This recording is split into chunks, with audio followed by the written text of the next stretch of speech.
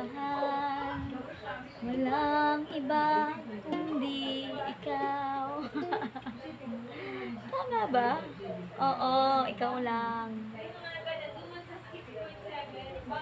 Ako, besh. Si crush na naman yan, ano?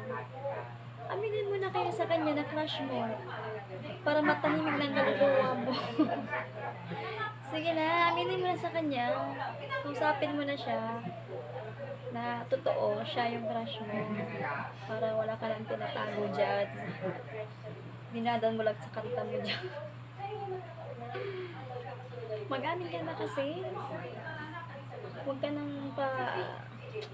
paligoy-ligoy pa.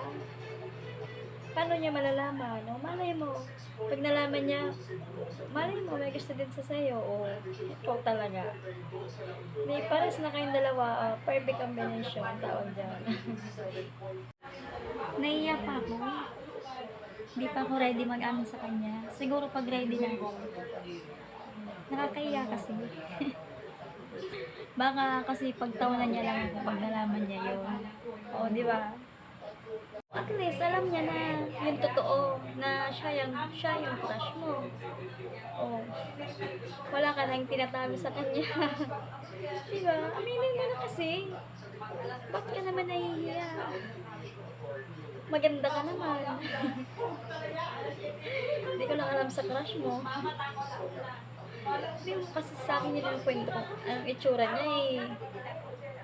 O, talaga. Sabihin mo na kasi sa akin kung sino,